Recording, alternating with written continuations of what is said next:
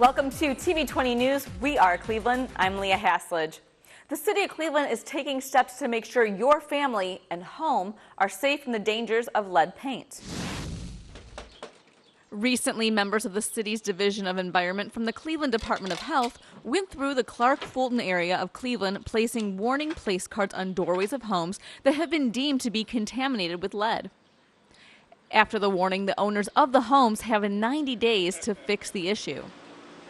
The homes were associated with children who were tested with high levels of lead in their blood and were listed as dangerous to kids and expecting mothers.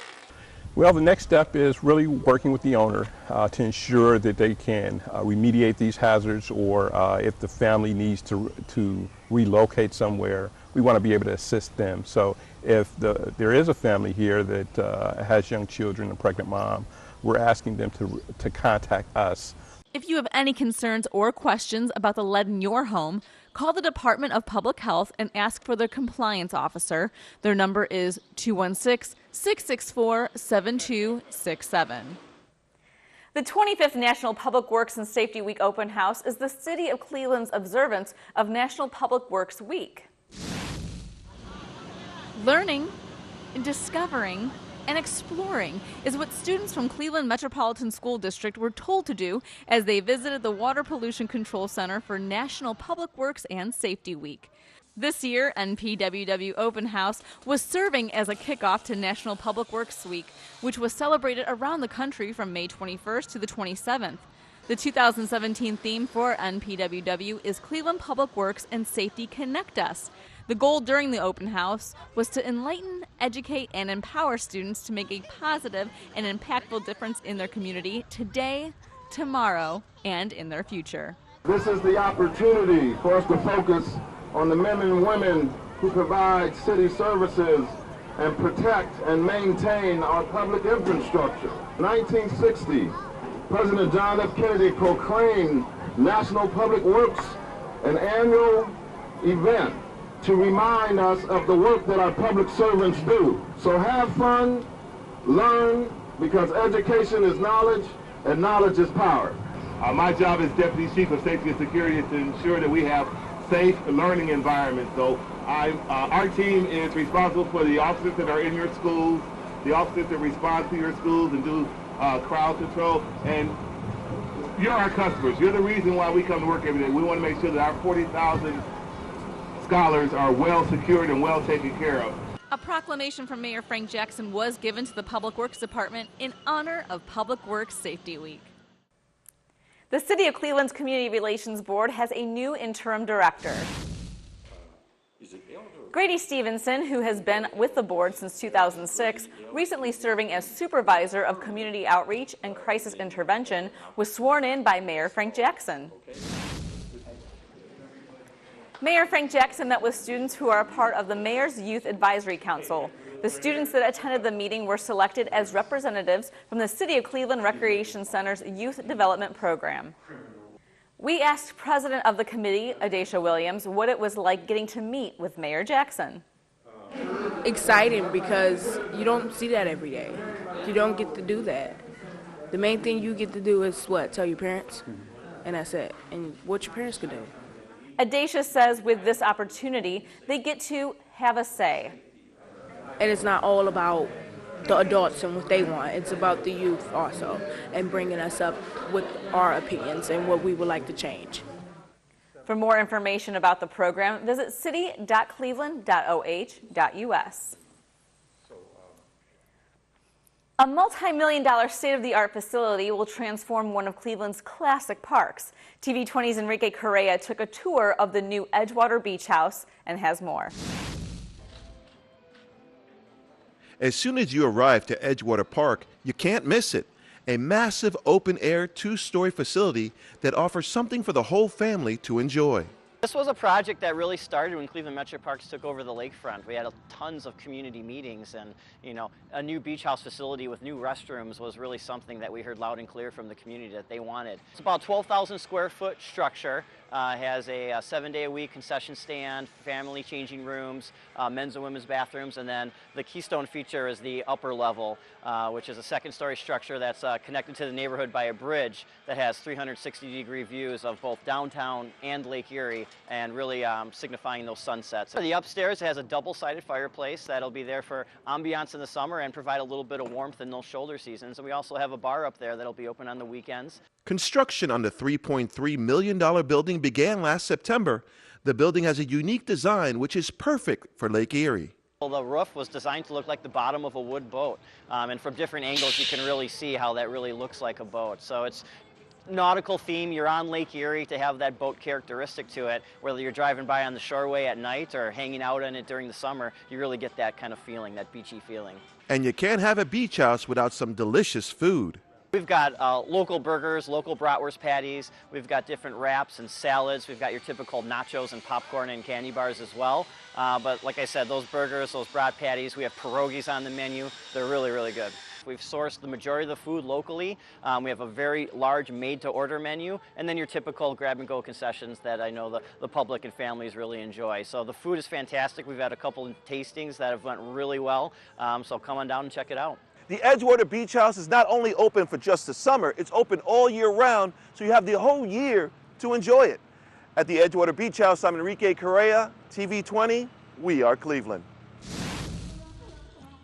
Pearl Road in the Old Brooklyn neighborhood has been resurfaced and looking friendlier for vehicles, bikers, and pedestrians alike. To celebrate, a ribbon cutting was held at the intersection of Pearl and Broadview Roads. I can remember, I don't know, 5 years or so ago when this was part of his ward that we met at down the street, and he had this vision for Pearl Road. And this is the result of that vision. And I will say that he and Councilman Brancatelli and the Development Corporation put in a lot of work every day on a constant basis to make this happen. And what we're here today to celebrate is progress, and things like this don't just happen. If anybody remembers what Pearl Road used to look like, what these sidewalks used to look like before this happened, this was not an attractive stretch of road. This was a place that we had the traffic counts, we had all the ingredients for a vibrant center of the neighborhood, but we just didn't have the investment. And I'm here today to say this is what we want our community to look like. This is what community looks like. 2, 1,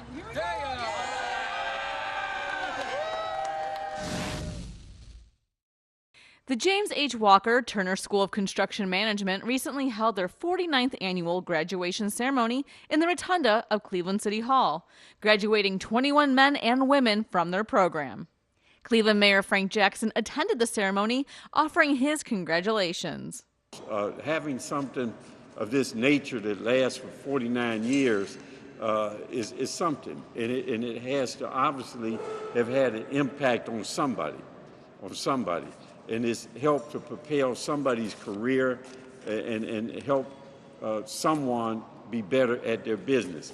So I want to really welcome everyone and thank Turner Construction for continuing this program, continuing this process so that we can get more and more people involved in business. Joe Lazaro of the Turner Construction Company hoped the graduates took away from the school more than just the lessons they were taught. Part of the class is not only getting some mentoring as it relates to technical skills, but as Marcus pointed out, when you all stood up, hopefully there's been a great networking that's gone on that's going to really propel you well beyond and make your business grow, not only from people that you graduated with, but also, I think, from some of the instructors you met and some of the community organizations that you've been exposed to. The historic Caramoo House is about to undergo an almost $2 million renovation. To celebrate, a groundbreaking ceremony took place last month with performances, theater tours, and speeches from distinguished guests, including Mayor Frank Jackson. There's one thing I know about arts and particularly performing arts. Whenever someone a young person is having some difficulties, whether it's in school, anger management issues, whatever it may be, if you expose them to art and you give them the opportunity to express themselves, they always get better. They always get better. President and CEO of Karamu House, Tony Sias, expressed his joy for the Playhouse and what's to come. Well, the joy is for the city of Cleveland and the Fairfax community to say that we are uplifting this 102-year-old institution to establish its proper new place in Cleveland history and American history as an anchor institution for arts and culture. This is a glorious day, and this is a brand new day kicking off Karamu 2.0. We're setting the stage for the next 100 years with this groundbreaking renovation project. An Ohio historical marker was unveiled at the original location of the first LGBT community center in the state. Hundreds gathered at the corner of West 29th Street and Detroit to see this historical marker. The LGBT Cleveland Community Center, Ohio City Incorporated, Equality Ohio, and neighborhood residents were excited to see the first LGBT civil rights historical marker in Ohio. Cleveland Councilman Carrie McCormick, who has been celebrating Pride Month, was part of the unveiling in Ohio City. One of the most important things is that we not only celebrate where we are today, but we remember our history and remember those people that fought for our community and that fought for civil rights here, right here in Cleveland and throughout the country. So making this a permanent reminder of the history of our community is critical to advancing in the future.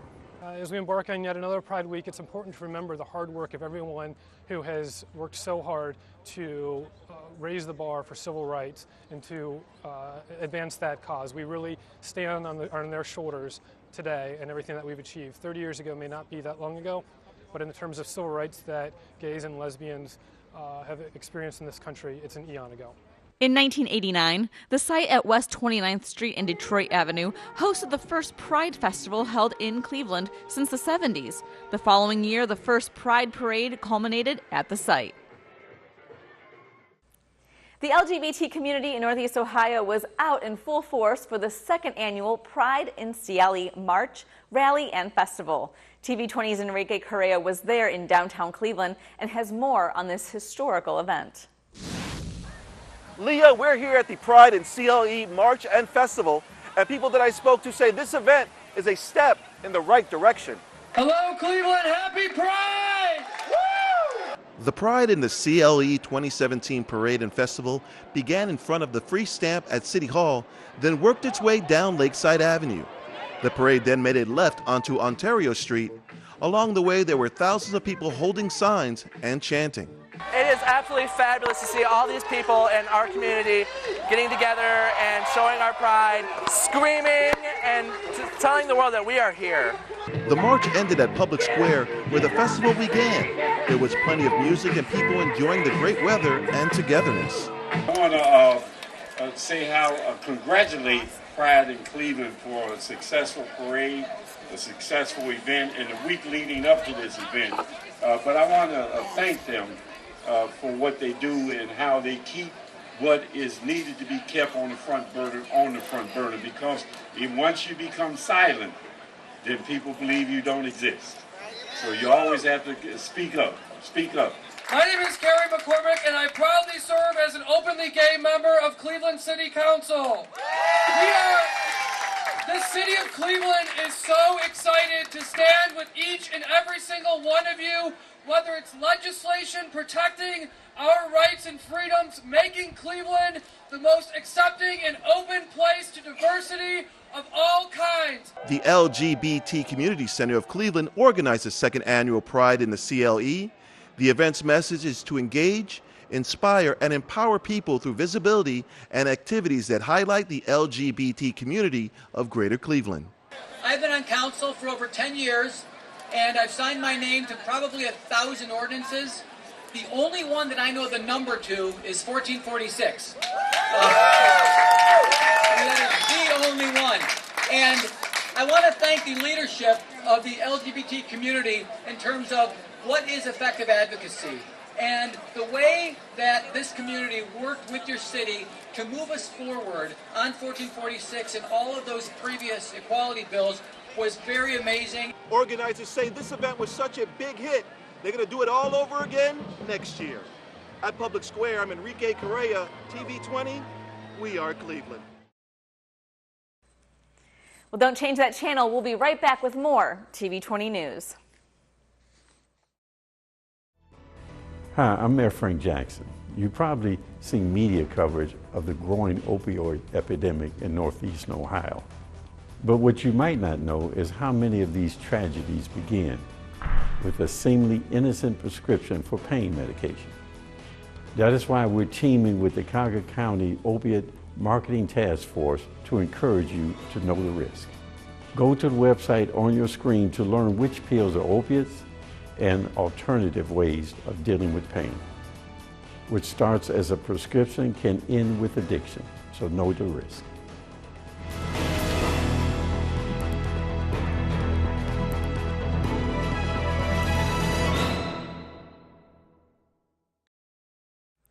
Welcome back to TV20 News. Slavic Village, one of Cleveland's most historic neighborhoods, is now the primary focus of Cleveland chain reaction. TV20 reporter Christian Patterson has more with this story. After beating out Clark Fulton, North Collinwood, and St. Clair Superior neighborhoods, Slavic Village is set to receive investments for 5 new businesses. The fact that Slavic Village was chosen as a target neighborhood for the Cleveland chain reaction investors means that there is faith in the larger investment community in this neighborhood. This means 5 new businesses in Slavic Village, and that investment will attract other investment in the neighborhood as well. What Slavic Village offers is a tremendous amount of land that's available in that area, and the CDC over there has done a lot to make sure that they make life easy for you as a developer over there or an investor. So I like Slavic Village for what they've already done on Fleet Avenue, and I like the idea that they have property over there that's readily available and you don't have to spend a whole lot of time trying to get it done for yourself, and you have a CDC that's going to help you facilitate that. So I like Slavic Village for that reason. Right here in the heart of Slavic Village, this empty lot could be the next home to a small business on Fleet Avenue. The Slavic Village neighborhood, a lot of folks know it through the foreclosure crisis, the fact that we had the highest number of foreclosures in our area of any neighborhood in the country. And so the fact that people are investing in housing and in commercial development now means that people have faith in the neighborhood again. With so many economic development opportunities in Slavic Village, financiers know the importance of investing in their own communities. A lot of developers look at our community and ask, what are you all doing? A lot of developers will look and see how far along we are. So us developing our own community helps us to attract other investors to our community. So the important thing to me is that we put money into our communities and we attract other people to develop our communities. And through Slavic Village investment, we hope that spawns other investment in an area and starts to sprawl. That's what we're hoping for. Investors have committed close to $1 million to this neighborhood, so the economic impact will be huge for the city and local residents. The economic impact of this neighborhood is very big when it comes to basically reclaiming a lot of our commercial buildings that have been vacant for many years. Being able to get those buildings up and going again increases property values across the board here in Slavic Village, and it also gives confidence to businesses, other businesses that may not be chosen but who want to move into the neighborhood to know that Slavic Village and the city of Cleveland is a safe investment for them. We think that the $1 million that we're going to put in will attract other people to come to the area and decide they want to invest in it as well. We hope it turns into tenfold what we're doing, if not more. That's our goal. And we hope that once we do this one, that there's an opportunity for next year, that we find another community that we go into and do the same thing. Reporting from Slavic Village, I'm Christian Patterson for TV20. We are Cleveland. To celebrate Asian Pacific American Heritage Month, the City of Cleveland hosted a celebration in the City Hall Rotunda.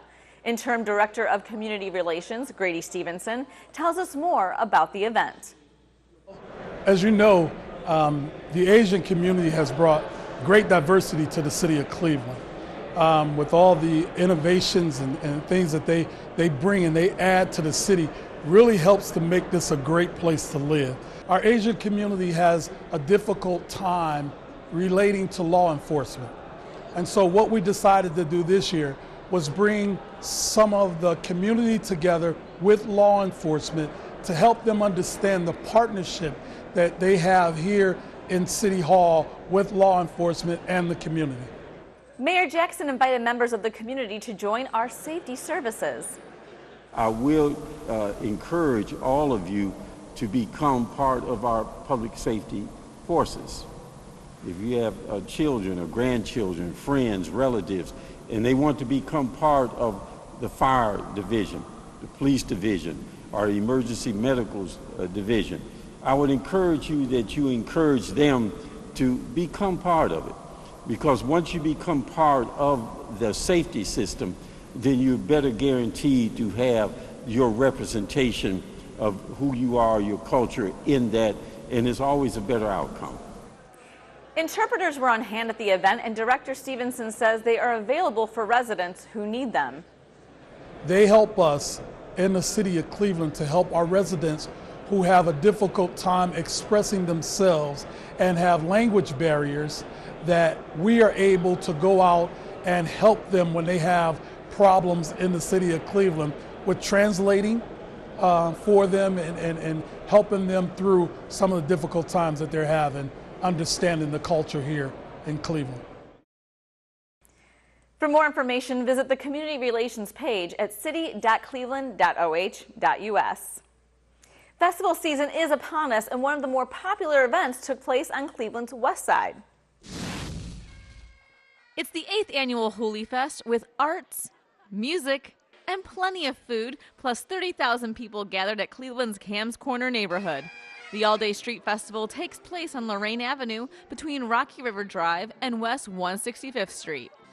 Hooli Fest features 2 stages, a family activities area, not to mention bands and performers for the whole family to enjoy. The bash also doubles as a homecoming for some. It's where former residents of the neighborhood can reconnect with family and friends. Well, this is an event that allows people to come back to West Park that maybe have moved away or just don't happen to live here anymore. And so we call West Park Homecoming Celebration because almost everybody lived in West Park at some point or another, it seems like, because they all come screaming back when we have this festival every year.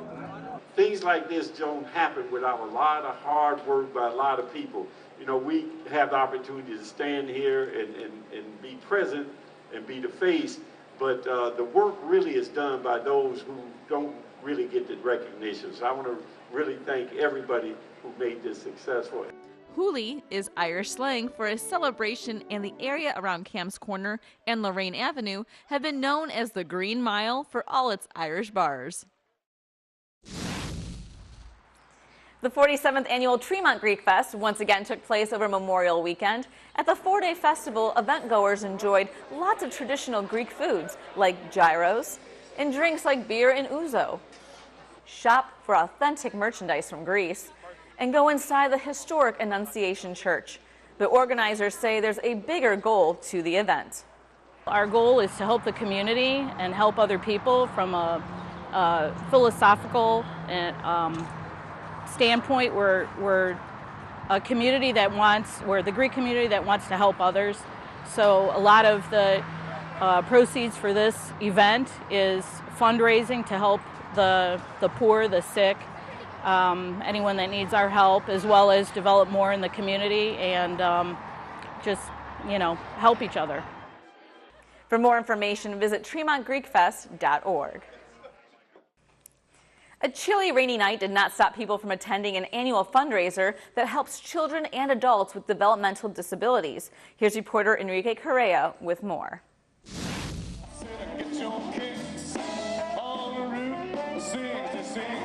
The band Ace Smoller kept the sold-out crowd moving as thousands attended the 17th annual Grapes and Ale event at Progressive Field. Attendees lined the outfield corridors of the stadium and danced, sipped on more than 300 internationally acclaimed wines, craft beers, plus some great food.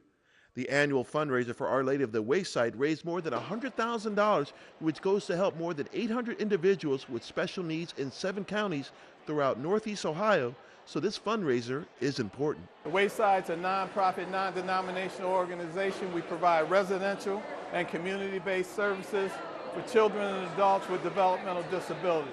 This event allows us to do those things and create the opportunity that's really important for the individuals that we work for, where we can have people come into their own homes, develop relationships not only within their home and with their housemates, but also within their communities. It's very important that we create those opportunities because those are opportunities that didn't exist in the past. And what we do is go out and make that happen for the individuals and their families. The chilly, rainy weather didn't deter people from attending the Grapes and Ale fundraiser. It's my first time. I'm loving it. You know, the weather isn't all that perfect, but everybody's been very friendly. The wine's fabulous. The food is exceptional, and I'm having a great time.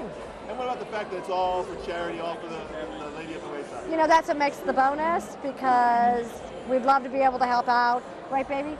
Yes, people less fortunate than us, and we all know somebody with disabilities or that needs a hand up.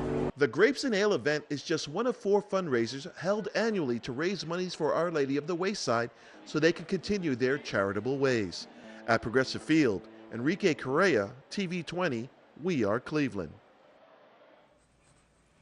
If you love Legos, and who doesn't, then the Cleveland Botanical Garden should be your next destination. Here again is reporter Enrique Correa, who went on a guided tour and has more on the garden's latest exhibit. Kids young and old are in love with the Nature Connects Art with Lego Bricks exhibit at the Cleveland Botanical Garden. Visitors can discover the amazing connections found in nature through sculptures made entirely out of these colorful Legos. In all, there are 13 Lego sculptures of people, plants, and animals.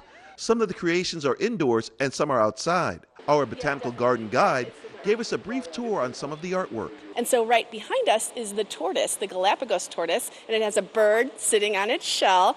And the nice thing is that all these sculptures tell great stories. And it's a great thing to do with families because there's a lot to see and do and learn, and every sculpture tells a great story. Adaptation to the climate, adaptation to its environment, you name it, how it interacts with other animals and humans, and its place where it is. The tortoise sculpture, along with this amazing giant corn spider and giant pansy, were being displayed inside, while 10 other sculptures were outside throughout the garden. We have the hummingbird and trumpet flower, big Lego set here, and it's one of the gorgeous pieces that we have that's Nature Connects. Artist Sean Kenny from New York City has created these larger-than-life Lego sculptures, which are really beautiful. So this particular piece here is made up of over 60,000 Lego bricks, as many of the pieces are. And so it was amazing to actually try to get them here in the gardens and move them around. You needed big pieces of equipment and several people to get them into place. While strolling through the garden, you'll spot the other Lego sculptures like the roseate skimmer dragonfly. Then there's the family of deer in the woods, which is the largest exhibit with more than 84,000 Legos. Continue walking on the garden trail and you'll spot the monarch butterfly on milkweed, which symbolizes the plant and insect relationship. On the trail, you will also see a wheelbarrow, which depicts mulching and tree care. There's even a Lego mosaic on ant colonies. We're standing in front of the peacock, and it's one of my favorites, and it's one of the more colorful pieces for the Nature Connect show. But you can see these pieces are either larger than life or just the size of the animal. Peacocks are really that big, and they're gorgeous, aren't they, with the colorful feathers? It's hard to believe that 68,000 Lego bricks went to make up the peacock. The Nature Connects Lego exhibit ends on August 27th, so make sure you check it out. At the Cleveland Botanical Garden, Enrique Correa, TV20, We Are Cleveland. If you would like more information about the Nature Connects exhibit, you can go online to cbgarden.org. Thanks for watching TV20 News. We Are Cleveland. I'm Leah Haslage. Up next, we'll have Christian Patterson with the Inside Sports Report.